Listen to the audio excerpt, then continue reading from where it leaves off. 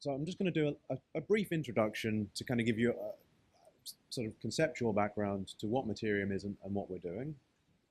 And I'd first like to start by explaining what kind of problem we're solving. And the question of what problem we're solving, really, different people ask me this, and the answer tends to be pretty different depending on the context that the people have when they ask that question. So if you begin with knowledge of blockchain, you start thinking about, well, why do we need these legal contracts on a blockchain? If you begin with knowledge of the law, you think, well, what do we need a blockchain for? Where does that come in? And so I'm going to try and do a brief kind of history lesson of the time before blockchains existed and how people thought about how to put contracts on the internet and why they thought it was necessary to do so. And we're going to go back, I think, to the late 1990s, which some of you will remember. And in the late 1990s, people were thinking about how to set up systems of digital cash, how to set up a system pretty similar to Bitcoin, where you could, on the internet, send money to other people with reasonably low transaction costs, reasonably quickly, all around the world. And it was pretty obvious that at that time that you couldn't do this with dollars, you couldn't do it with pounds, you couldn't do it with yen. The system simply hadn't been built. I mean, if we think that bank IT is pretty bad now, it was even worse then. And it would take days and days and days for payments, even within the same country. And the idea of sending payments internationally with low fees and rapid transaction times was a complete pipe dream. So a bunch of people thought about how they would do this, and they came to the conclusion that you could do it if you had an asset of reasonably stable value, such as gold, that you placed in a bank vault, and then you issued essentially entries in a database to people that pretty much represented their share of the gold. And at that point, you can move those entries around in the database, and that is essentially like paying someone else with money. The entries in the database have this cash-like property, where if I update the database to say that 10 units has gone from me to you, you now have money that you didn't have before. And the problem with this system was, how did we know that the entries in the database actually related to real gold in a bank vault somewhere? And this was solved using a system which is now known as the Ricardian Contract. And there's a whole history behind that name, which you can read on the Wikipedia page. I'm not going to go into the history now. But the Ricardian Contract essentially is a ordinary legal contract that closely identifies a particular technical system and the state of that technical system at the beginning, and says anything that happens inside this system, when the ledger is updated, when the database changes, those changes have a certain meaning in the real world. So the numbers in the database refer to units of gold, and everybody who participates in that system signs the contract, which means that we now have an agreement between all the participants as to what the database actually means. And that was the only way that the database could have legal force in the real world. So you make an update in the database, and it affects the ownership of physical stuff in the real world. That line of thinking was actually largely forgotten or largely ignored, in fact, once Bitcoin came along. Because with Bitcoin, there is no real asset. There is no physical bar of gold somewhere. There is nothing off-chain that Bitcoin refers to. So if you have a digital key and a certain quantity of Bitcoin that is controllable by your digital key, there's no external asset to even worry about. So there's a saying, a phrase, possession is 9/10 of the law. And with Bitcoin, if you possess the digital key, that's it. You have ownership and control simply by virtue of holding the key. With a system that needs to refer to real assets in the physical world, you might be able to update the ledger, but unless you are sure that updating the ledger actually changes the ownership of the asset in the real world, then you're just pushing numbers around in the computer system, and there's a risk that it doesn't actually mean anything. So that Ricardian contract thinking is the building block for what we are doing at Mattereum. We've taken those sets of ideas and looked at how do we create a system where on a blockchain you can represent physical assets and move them around with the convenience of a modern computer system, but where you can refer to physical assets, where in fact you can refer to non-physical assets, things like intellectual property, or things like future streams of value that might be that might be earned from an investment. And it's this thinking that gives us this notion of the Internet of Agreements. It gives us this idea that we can have, representing on a blockchain, contractual rights that we can move around extremely easily, that we can trade with each other, and that we can structure increasingly complex and increasingly powerful assets, agreements, financial instruments of various different kinds, using a combination of a legal contract and a technical system whose behavior is in conformance to the terms set out in the legal contract. And that, I think, is the key background to what Mattereum does. We also, what's the second thing that I need to cover? The credit card, yes. So we've got that kind of set of thinking about Ricardian contracts, but it's kind of clunky. It's kind of difficult. I mean, like, who really wants to be signing a paper contract? And you know, how do you? It doesn't sound very internet native. It doesn't really sound like the way that we do things in 2018. You know, having people kind of printing things out and signing with ink and so on and so forth. It might have been acceptable in the 90s. It's not acceptable now. So we look at other innovations that have occurred over the last 20 years, and we've moved very much from a society that ran on cash to a society that now is largely cashless. You can buy pretty much anything you want now using a credit card, or for that matter, Apple Pay, Google Pay, you know, any of the various contactless systems. I can pay for things using my watch, which is pretty cool. And that transition, that move from physical bits of paper to essentially digital systems for payment has made the life of consumers much more convenient.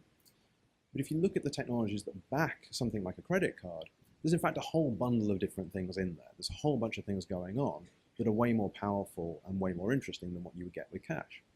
So if you buy something, you pay for something online with a credit card, and that thing doesn't turn up, you have a system where you can dispute the payment. You can say, I paid for something, and I didn't get what I paid for.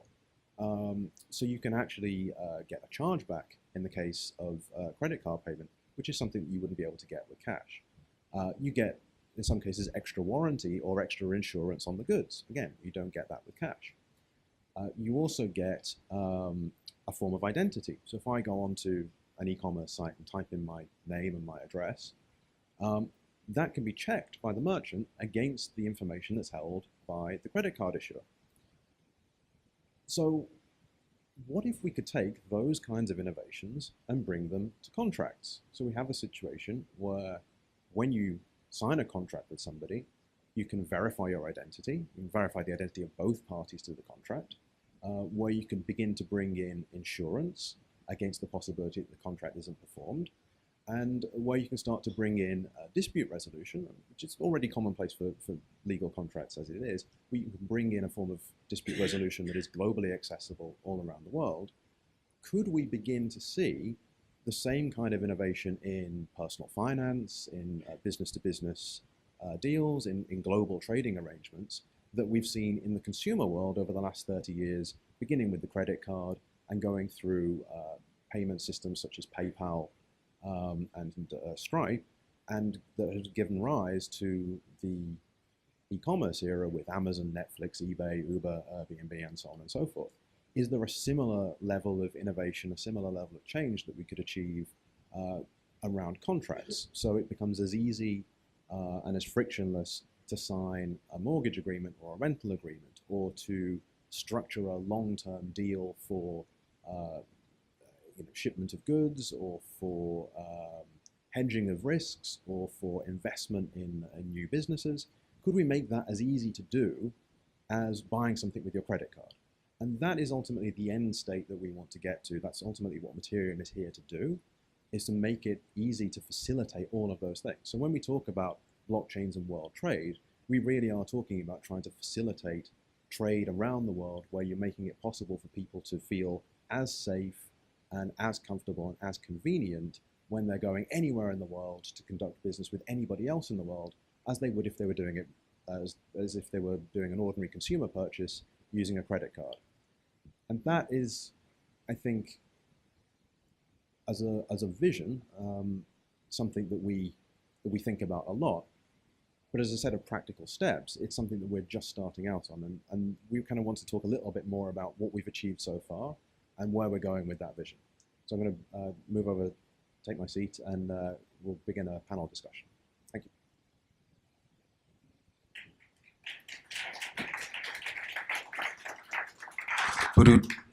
Can you swap over the slide now? Okay, intros for everyone? Yep. Yes, I'm first. My name is Mihai Cimpoesu. I'm Chief of Engineering at Mattereum. Christopher Wray, Chief Legal Officer. Vinay Gupta, co-founder. David Salgado, Head of Operations. I already did my intro, but Rob Knight, co-founder. So, well, I guess it would be worth talking a little bit about how we got here. Still, let's give them a couple of seconds. We're just sorting out the slide. Okay. Well, I have no idea why that isn't working. It should be fine. Okay. How's the slide going? They're having a think. Okay. Well, they'll figure it out. They'll figure it out. All right. In the meantime, so how we got here is a long and winding path because, as Rob alluded to, there's been literally on how to get computers properly rated. The microphone keeps cutting out. Yeah, is that any better? So there's literally been this 20-year process of attempting to get computers properly integrated into trade and to get the ability to do legal transfer of property using the internet. There's been generations and generations of technology deployed on this, but we still don't have a situation in which you can reliably generate something that looks like a net 90 invoice and pay it using some kind of electronic currency. So it's still a primitive process. We've come to this from a range of different backgrounds, all attempting to converge on the different things that you need to get right to enable that process to run end to end. You need technology, you need law, you need the actual business processes, you need the concept of operations, you need all these pieces to slot together. And this is basically interdisciplinary research. It's the hard questions about the boundaries between fields and the demarcations between fields that give the company the shape that it has. That's why we are the shape that we are. Do you want to talk a little bit about the legal side of this, Chris? Sure. I mean, so I think on this interdisciplinary angle, we touched on it in the panel session. It feels like there's scope here for lawyers to do more and to start to take on, as I said, not coding, but really starting to think about the architecture of the social system that is being created by a contract, as much as the hard constraints. If someone needs to enforce it with the big stick of nation-state violence, ultimately. So I would say already in some of the early work, it's not just law plus code, but there's some kind of systems engineering, systems design in there, scenario planning. It's starting to it's doing what could have been done earlier, I think, and maybe should have been in law. But there are certain misalignments of incentives. It would be far preferable for all of the legal work to be done up front to produce, if you're going to automate performance of something, and if you're going to have a big chunk of software there that helps you carry out your promises, then that chunk of software isn't going to want to change radically deal to deal. So that's going to become fairly standardized, which is going to push contracts towards being more standardized. So that's a a constraint on freedom of contract. You can map out the parameters, and there's still scope for negotiating, depending on the parties' negotiating positions and all the usual factors. But that standardization actually now allows, in fact, requires upfront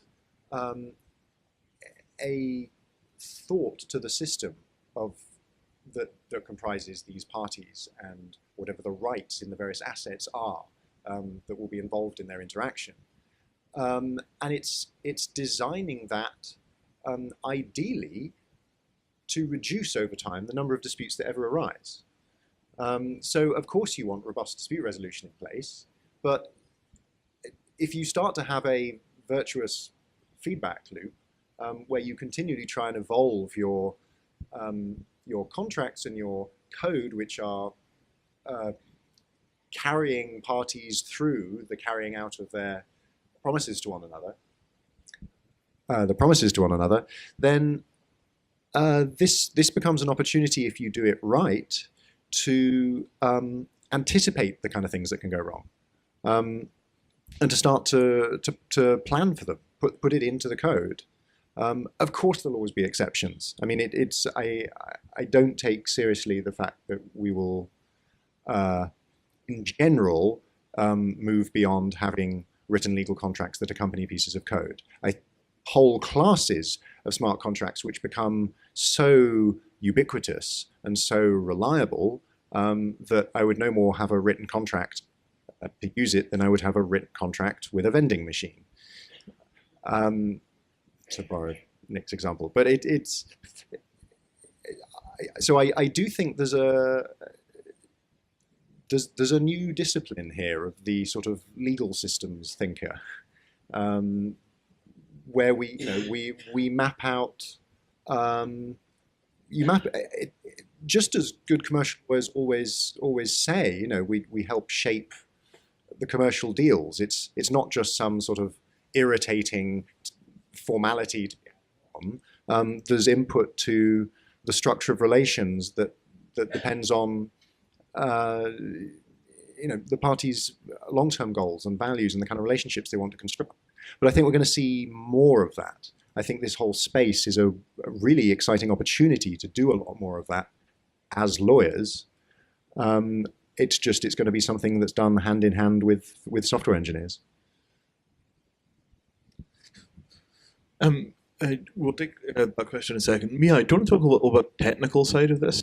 And we literally this week did a very large design charrette, which was really the very detailed collaboration between the legal team, the programming team, literally line by line analysis of a contract pair. Do you want to talk a little bit about that process and about how it's different from the sort of regular coding environment? Yeah, so I'm coming from the programming side, from the guys who write the code, and it's been a significant mind shift for me from taking requirements from a client, which are sometimes vague, and turning them into the code. But then going through this legal process and collaboration, the legal team, it's a total significant mind shift, because the coders are very eager to finish the work, and I guess we're seeing a lot of projects like that in the crypto space, but they don't do the proper diligence to make sure that what they are doing actually makes sense in the real world. Also, just a view on how Mattereum is constructed as a company. I think a parallel on how Elon Musk is designing its companies is very aligned, in the sense that we are trying to build as much as possible in-house as a collaboration between people coming from different backgrounds. And then the entire process of delivering a client work is much, much faster and much, much efficient. And if we can make it so that at the end we weed out 99% of the bugs instead of 67, that would be amazing. You had a question? Oh, no, there was one here first. Hiya. Would you mind please expanding a bit, and it's interesting that it's a multidisciplinary panel, about how lawyers who are late adopters of technology, not early adopters, are going to be affected by this new technology, whether they want to or not, and how might they need to be able to respond? And what was the other question? Mihai, you mentioned the requirements gathering process is different to conventional software development. Please could you talk a little bit to the process of teasing out your requirements in the Mattereum context? So I'll go first. Oh no, you want three at once? And Chris, you were talking about some of the new or possibly adjusted roles that lawyers might take on. In this country, at least, there's a deep cultural background that lawyers have, which doesn't come from their clients. If anything, what they get from their training is much more rooted in centuries of practice and the culture of the country. What new elements will they require for their new roles? Because obviously, if that's not something one thinks about, then you'll get defaults that you probably didn't want. Right. Okay. Maybe I'll try and do the first and third questions, and you can. So I think it's. Okay. Don't touch the bottoms, but put your hands at the top. I see. There's technique involved.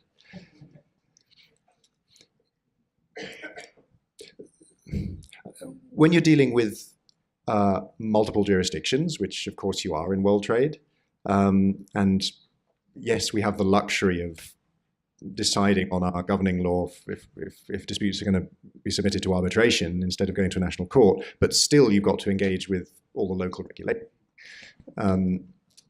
regulations. So there's inevitably, I think, forever going to be that requirement for specialist legal knowledge within particular jurisdiction and on interactions between jurisdictions that will always require kind of entirely conventional legal knowledge. Yes, I think it's essential that with this interdisciplinary thing, we do both law and software engineering in-house. That's the only way you tease out some of the kind of interesting overlaps and new areas. But it's never going to be sort of all encompassed within in-house. It would be bizarre to try and become a master of every single jurisdiction. So there's going to be plenty of work for lawyers with specialist expertise in specialist jurisdictions to provide the kind of input that is required in producing these kind of contracts. So, but yes, of course, there's going to be sort of conventional legal work there, and you know, this is only in one aspect of law, the kind of commercial side for now. But yeah, if you're an early adopter, if you're a lawyer interested in seeing where there is new space to move to, I think there's some quite exciting new skills that you can move into. And as I said initially, I think these are things that some good commercial lawyers will have been doing this anyway. Of course, they'll have had a kind of implicit model of the space that their clients are operating in. The different kind of relationships, the different way those relationships can evolve. And they try and shape those or support the client's choice of direction. They try and support that as well as possible and build enough around it to provide the clarity and to manage the risks as best they can. But I think there'll be scope now for a slight a formalization of this. I think what we're already developing is more of a methodology that is systemically aware. I mean, it's no longer the case that the contract is either executed or is fully performed or not. It's just no longer the case that, and yes, there's always been scope for liquidated damages or for ways of trying to anticipate something that might go wrong and specify a remedy for it in advance to save the uncertainty of having, and the expense of having to determine it later. But now there's vastly greater scope for this kind of anticipation of different possible future evolutions of a given commercial relationship, and to try and start mapping those out. I think it'd be worth putting this in a kind of practical context. So we have a set of clients that are about 10, most of whom are developing some kind of Ethereum-based smart contract application which handles some kind of legal property. And you get into a position where at some point there is a transfer of ownership or transfer of status of the legal property. And the intention is that that transfer of legal ownership or legal status will be triggered by an event on the blockchain. Typically a payment arrives or a certain amount of time elapses. So you'd think that in principle this is a relatively simple process where, you know, the contract says, well, in this condition, then when that ownership changes from one key to another key, the legal ownership of the goods will change. Everybody signs their paper contracts and off you go to the races. But in practice, if you think about the kind of gnarly technical complexity that even a relatively simple smart contract has, there's an enormous need to have very, very specific domain understanding of what's happening for the smart contract to be created in a way that represents the actual underlying reality. Similarly, from the legal side of the house, if you think about how complex even relatively simple contracts are, because they directly interface with the full complexity of the world, and anything that happens in the real world, there must be some way of managing it inside of the paper contract, or you wind up with a kind of hard crash event and the entire thing turns into litigation. What we have is an interdisciplinary space in which all of that complexity is put into a single technosocial system which emits a contract pair. The paper contract and the smart contract basically divide reality between them in a way that hopefully gives you a comprehensive coverage of the set of things which can occur. And we talk about this as contract enforceability engineering, but really it's a new discipline for thinking about the interface between the complex nature of the real world and two different kinds of simplifying abstractions, one of which is law and the second of which is code. And it's been quite a process of really beginning to frame what that discipline looks like, because it asks a lot of very hard questions about the nature of complex systems and the sort of philosophical underpinnings of how we do things like make decisions. Yeah, so the question was about how do we deal with specs coming from clients. With the clients that we've dealt so far, it was often the case that they come up with a half-a-page sketch of what they were doing, and they said, yes, we want this blockchain thing.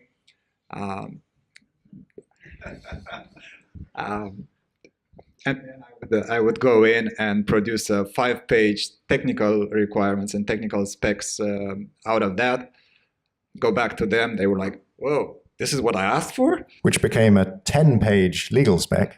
Yes. And then that became a 10-page legal spec.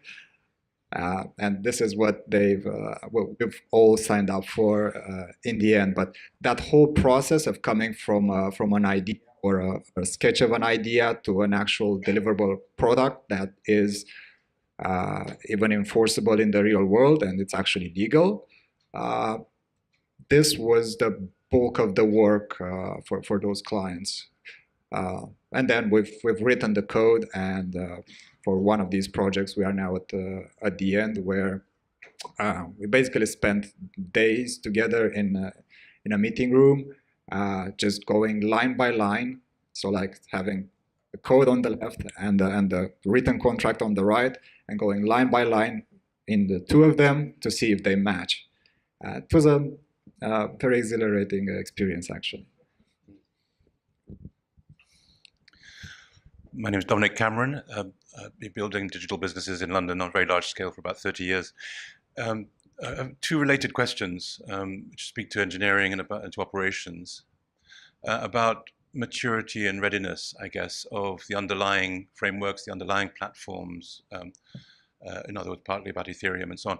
So at lunch, Liang Tu and I were talking, and he reminded me that we're at a sort of 1990s phase of the evolution of blockchain.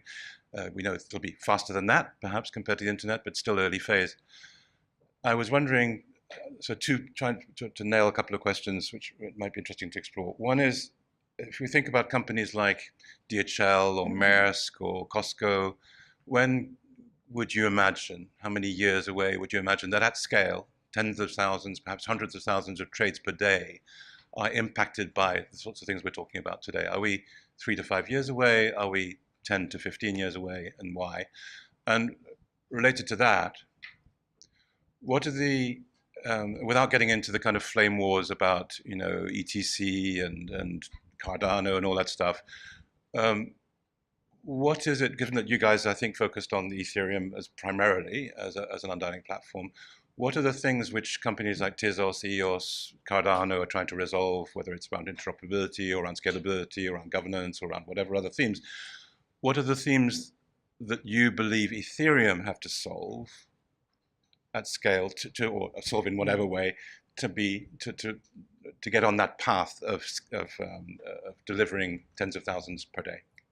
Can I just say one line on Ricardian contracts first? Absolutely. Just because I do think it's important to realize that with the Ricardian contract concept, this separation of legal terms and the software that implements it, it actually gives you a lot of flexibility to use. It doesn't lock you into a single software platform. It's your contract. I mean, I'm not sure why you would choose to do this unless there was some compelling underlying reason, but conceivably, a Ricardian contract could comprise some little written legal terms and more than one software system on the other side. Again, that would potentially seem perverse in some cases, but I can imagine very complex situations where you would need to do that. So I just think that's an inherent flexibility about the Ricardian contract approach, and a sort of argument against a drive towards, you know, complete convertibility between code and written language. Not only are they on different levels systemically in terms of what they're trying to describe, but potentially sometimes the world needs to be dealt with different systems in different places. I mean, at least theoretically, you could rebase a contract, so the legal agreement doesn't change. You just peel out one implementation layer and replace it with a different chunk of software. This would be tricky to do on the fly in large complex systems, but if the legal agreements haven't changed, switching the technology can be drafted into the legal contract is one of the things that you can do. Rob, do you want to talk about the... Yeah, so on the question of maturity, I think there's kind of two levels that we need to think about maturity for. So one is the scalability of the underlying blockchain system. So you mentioned the idea of large companies and thousands of trades per day. Right now, that's not possible on public blockchains. The scalability characteristics are just not appropriate for that. So there's a good amount of engineering work that needs to be done there if we're going to do this on public chains. You can do it now on private chains, and IBM will tell you a very good story about Maersk and Hyperledger. And that is you know, very good work that's being done. And we're not in any sense opposed to that. I think people have their views about public versus private ledgers. You know, our view is you pick the right tool for the right job. I think the second part of the maturity question is really the engineering culture. Do we actually have enough people out there? Do we actually have the capability to deliver these systems? Because if you look at what web development did, web development pulled a large number of people into the software industry, a massive expansion of the number of people writing code. One of my favorite possessions is a book, I think, written in 1997, 1998, called After the Gold Rush, And it was on the premise that the great gold rush era of software began in the 1980s and had roughly finished sometime in the mid-1990s, and that we should now settle down and professionalize software development because we weren't going to need to pull in a huge number of new people. This turned out not to be the case. But what we've never really done is developed a professional code of software engineering. The general attitude summed up at a company like Facebook was move fast and break things. So move fast and break things is great when you're deploying something to a web server. You break it in the morning, you look at your logs, you see that there's some kind of errors are being reported, and you push out a fix that afternoon. And that works very well where what you're really measuring in that instance is not how many bugs did we have, but how long did it take us to fix all the bugs we have after we found out about them. And this kind of works. You get updates on your phone every single day, you get websites that get updated several times a day. It works for those kinds of systems. That approach does not work at all for a smart contract. If you imagine getting a letter from your bank saying we updated the terms of your mortgage contract, and receiving several letters a day as new updates are being pushed out, it just doesn't make any sense at all. Trust us. So I think what we actually need is a very different engineering culture for these kinds of hybrid legal and technical systems, which is a culture of zero defects, of making sure that the thing actually works correctly. And where there do need to be these kind of exception handling systems where something goes wrong, because the one rule is something always goes wrong. Some unexpected aspect of reality occurs. But we're at an interesting situation now where, for smart contracts, as someone who's worked as a software developer for many years, when I write some code, for instance, that appears on a website, that's going to run on millions of computers around the world that are running different hardware, different versions of operating systems, different web browsers. If it goes wrong, it's kind of a little bit unfair to hold me personally responsible for the fact that on some particularly weird configuration of system, my code turns out not to work entirely as expected. But with smart contracts, they run again on millions of computers all around the world, but those computers compare their results and make sure that they all agreed on what the result of the smart contract was. If it does something, it does it because I programmed it to do it that way, and not because there are kind of weird errors being introduced by different hardware and operating system configurations. So we've had cases now of deployed smart contracts on Ethereum that have caused financial losses, where we can directly measure the financial loss. You can then go to GitHub and look at the code, and you can go right down to the individual line, and you can look at the commit history, and there's a lovely command in Git called git blame, which tells you who wrote that line. So you can actually find out directly. It's just a white space check. So exactly. So there is a level of accountability in smart contract engineering which is just not present in web development or mobile app development. And I think the software industry has not yet at all begun to internalize the cultural change that you get from that. And I think that is going to be a very big driver of new kinds of maturity for software engineering. Is that what's right? You mean the cultural change? Well, at this point, Ethereum smart contract goofs have cost many hundreds of millions of dollars. I would say that the engineering culture is beginning to get a little warier. You probably know better than I will. Kind of obligated to it. That's not down to preference anymore. These guys enforce it. And all of this gets into the much more general domain of how you do reliability engineering for big systems. And that is still very much a craft. I think that, it would be unsurprising if in 5 years you saw an enormous influx of expertise from aerospace and satellite into these areas, simply because you end up with so much value at risk. Those kind of engineering practices become a much more sensible way to approach it.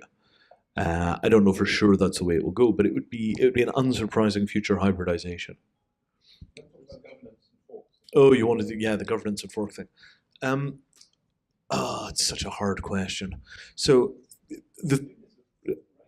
right now the blockchain. Well, so.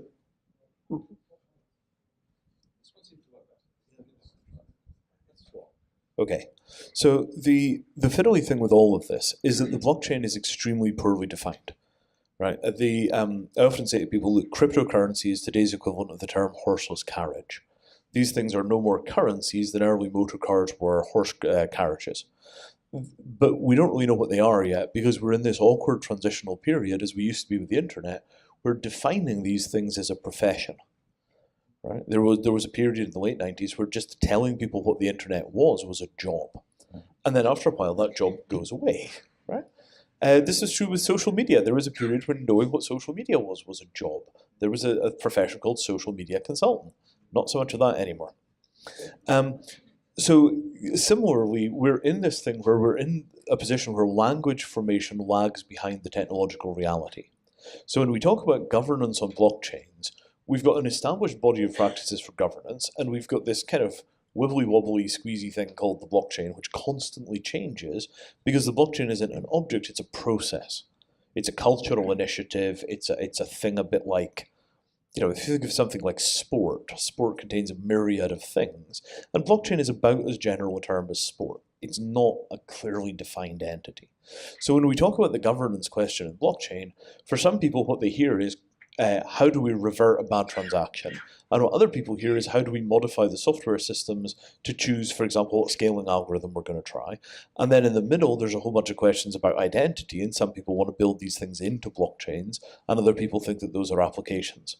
So right now, in terms of getting large-scale systems to run, I think what you're going to get is the most conservative systems win.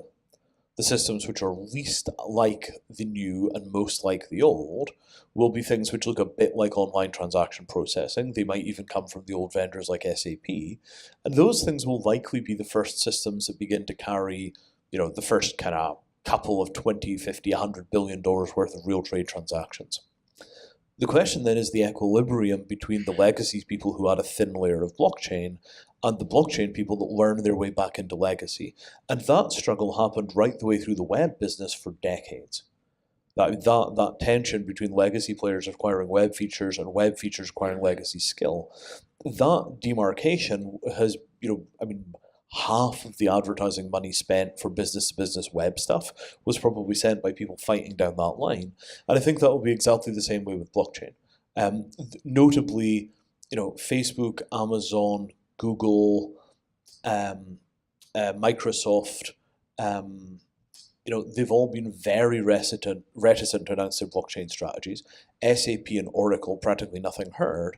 So I really think that the majority of the heavy trade stuff will initially happen when, for example, Oracle launches a blockchain-shaped thing, and it'll be about 15 or 20% blockchain. It'll be a thin layer on top of Oracle. But it's much more credible to me that you'll see large value transactions over those kind of systems than a whole-scale fight onto even a very fast version of Ethereum. Because it turns out that the enterprise has a whole bunch of needs which are nothing to do with the technology working. Do you want to say a bit more about that, Rob? I'm thinking specifically in terms of the stuff that you did for the BBC, just how you get web-style technologies into these big institutions. I mean, a lot of my early sort of thinking about smart contracts in particular came because I was working at the time with the BBC on a large-scale project to digitize a lot of their rights management for commercial purposes. And this involved, going through the BBC archives and basically taking all of these old pieces of footage. And the video had been digitized for years, but the contractual rights had never been digitized. And so the challenge there was going through old filing cabinets and pulling out pieces of paper from the 1970s and working out what the implications were of this contract that had been drafted and signed with no knowledge of the concept of streaming and download for streaming and downloading things. What does this actually mean? Who do we need to pay, and how much do we need to pay, and how long can we put this thing online for? And those challenges are actually, in many respects, they're more serious than the straightforward engineering challenges. Building the front end on the thing was not very hard. Building a system that could take clean data and serve it up to end customers was not very hard. Getting the clean data into the system in the right format and figuring out how to structure that, that was hard. And a lot of my early thinking on smart contracts when I first came across Ethereum was, wouldn't this be a great system for doing all of these things that we've been doing?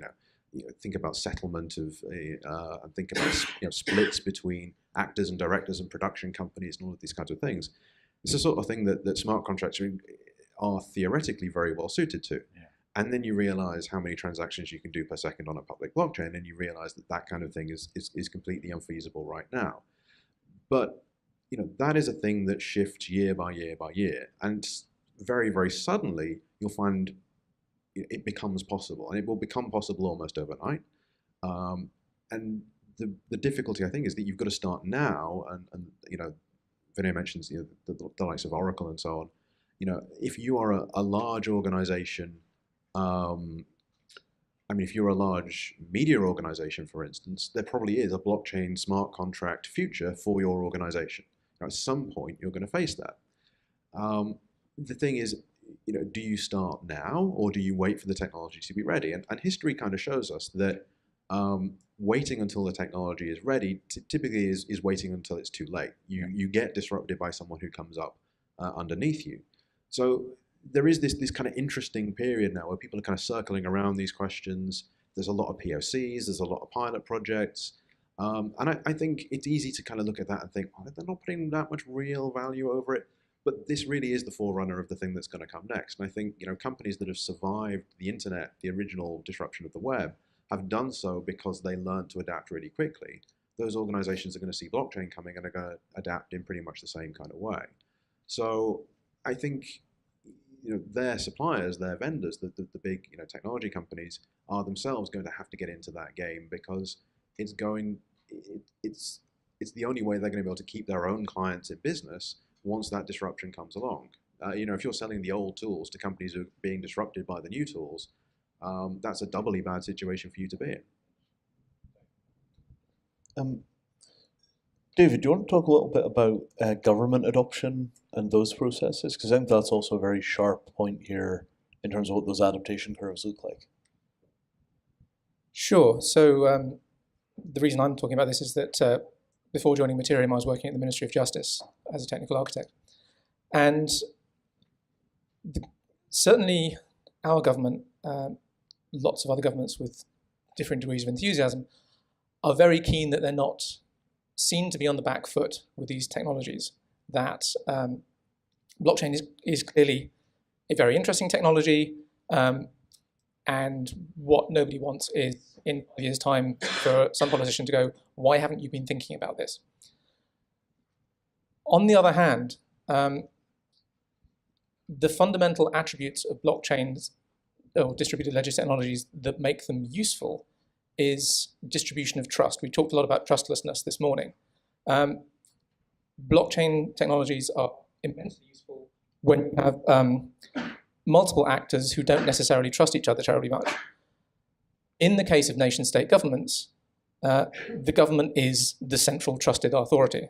There isn't really a lot of point having blockchain tech for many of the things that government does, because the government is trusted. So that's partly why I think there's potentially less interest in blockchain tech in government than one might expect. On the other hand, there are, for those cases where there is distribution of trust, there's certainly interest in looking at these technologies. But at the same time, government moves very, very slowly, as we all know. And I think we will see developments in the private sector much more quickly than we will in government, and then those will sort of backfill into government, as happens with lots of other technological shifts. Did you want me to talk about the digital evidence stuff? Or so one area that, and let me be very clear that I'm not saying anything that is in any way government policy or people are planning to roll this out as a live application. But there is a lot of interest, certainly in the MOJ and across other departments in government, about a potential use of blockchain technology as essentially a digital evidence log, such that if you have, so a particular case in point at the moment is communication service provider data, where in a criminal case, the police might have gone to Vodafone and said, hey, we've arrested this guy, we need to know where he's been and who he's been calling. And the service provider can provide a log of these calls.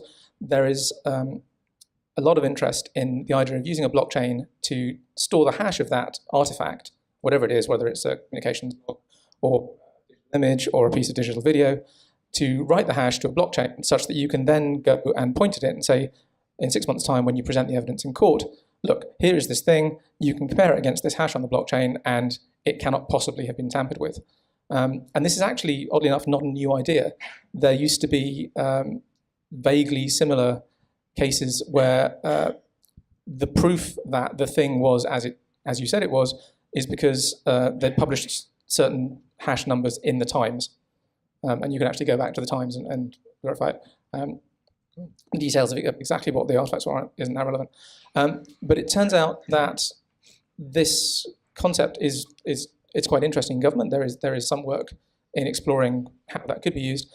It also transpires that exactly the same concept can actually be very useful in contract negotiations, particularly in arbitration, where if the two parties who have a dispute go to a mediator or a qualified arbitrator, and both of them have a thick pile of documents to say, look, this is exactly what happened, that can massively streamline and simplify the whole dispute resolution process, which I hope Chris is sort of vaguely nodding, so I think I'm more or less. I'm sure he'll correct me in a minute. So yeah, certainly in government, I think the applications of blockchain technology are not perhaps quite as widespread as we might have thought, but there is a lot of interest in particular niches where distribution of trust is an issue. Yeah, and this is a wonderful idea to borrow for civil proceedings. I think one of the things we touched on in the legal panel earlier, but didn't say too much about, was this sort of gap where at present you have disputes which are you have contracts which are effectively unenforceable because the cost and effort to enforce it is too great relative to what you would gain from doing so. And even with if some recoverability of your cost is built in, it's never complete. So there's this sort of window where you're well above sort of small claims, kind of retail level kind of disputes, but you're well below the multi-million-dollar disputes where, of course, it makes sense for both parties to have a full-blown arbitration with all the trimmings. Now, this is where I think this kind of technological application can be useful in trying to really trim cost and time. I think you will still end up, if you're at a full arbitration, of course there will still be the traditional witness statements, people swearing on oath that such and such evidence was indeed the document that they sent at that particular time. That's still going to happen when you have full hearings. But for lower value disputes and at earlier stages, this prospect of having a clear chronology of events as they unfolded through the contract and pieces of evidence that were thrown up at the time, and it may be a bill of lading, it may be a notice email by email from one party to the other, but certain things are hashed and those hashed are put on a chain. The idea that you could very quickly have a third-party neutral come in and look at a set of documents which they know are the documents that were exchanged at those times or recorded at those times, that's a real kind of boring but really meaningful efficiency saving. I think it's important to put this in the context of risk. So anytime something goes wrong in a piece of trade, there are associated costs of recoverability, and they spread across all of the transactions that you're doing. So all stuff, all the risk increases friction, the friction reduces the number of trades you can make which are profitable, and it all shrinks the size of global GDP. Just getting the barriers to international trade down using mechanisms which don't rely on international treaties is potentially a much larger counterbalance to the ongoing slowdown that we're seeing in global trade than almost any other single thing we could do. If you think about how effectively access to information has been transformed by the internet in the last 20 years, it's not that impractical to imagine that you could see something similar happening for Apple. And that process is already well underway with, for example, Amazon. Amazon is what it begins to look like when you see this kind of fluidization of trade. Imagine if that was true for everything else at the same time. Peter, you had a question. Yeah, I had an observation. I was very pleased to hear Rob bring up the subject of culture, particularly the collision of culture between legal and technical and entrepreneurial. I had a situation in Italy years ago where an entrepreneur wanted to use a gigantic Italian company to move shitloads of his product, and we had an informal memorandum of understanding. I negotiated, the A4 scrap of paper. We agree that this, that, and the other. Then he brought his lawyer in, and the lawyer had set him up with a Delaware-based corporation. So his focus and mindset was protecting the IP at all costs. And within 5 minutes, he'd completely destroyed the trust and the deal, because that was the only language that he could see, let alone the fact that the legal system there is somewhat Napoleonic law-based, which is different than our system, certainly different from America, let alone the cultural aspect that Italians don't fight black against white. Their language, when they express such things, uses a special tense where there's a bit of wiggle room built in for the other side, because it's a macho society. Spain's the same, I think, and you can't be seen to fail as a male in that sort of combative environment. So I think culture, Rob, is a fantastic element to look at on the longer term, and to think about, hey, what are we going to do with all these other legal jurisdictions, and how do they fit in on the international trade, which is where we came in, right? I mean, this is the unresolved business that has been all the way through the internet-based round of globalization. Yeah. The formation of a single global internet culture around things like Wikipedia is very, very far advanced. But in things like international trade, those cultures are going to remain, extremely particular and national for a long time. And we don't really know what it means to have a global trade backbone, which technically works more or less the same way everywhere, but regionally will be used in completely different ways. And I think you could look at what's happened with internet messaging, where you see the kind of iconographic cultures give rise to emojis, which eventually can get backported into the West. It would be fascinating to see whether trade norms from other cultures came back once those channels were opened. I mean, what I hope we might also be able to do is overcome a cultural failing with human beings generally, which is that we just don't like to think about what will happen when it goes wrong. And law has been the technology or contract law that we've developed to deal with that failing. You have this class of human beings who are trained to try and constrain those risks. But there are, I think, the kind of systems thinking, design approaches that I keep referring to are much better ways. Scenario planning, trying to map out how this dynamic system might evolve in various different directions, and then anticipate and allow for what you'd like to see in those different outcomes. That is something that human beings just don't do, but it would be tremendously good if they did. And I think that this space allows us to start imposing that discipline on the planet. Absolutely. So I think on that note, we'll wind up the panel. Just one quick one. 2 minutes. 2 minutes, okay. Do it. I will give you less than 2 minutes. So your idea of notarization of evidence, so that you can keep the track of the chain of evidence and when it happened and so on. Why is that a public blockchain and not a GitHub repository or something like that? Why do you need the overhead? Rarely is that, I would say, going to be a public blockchain.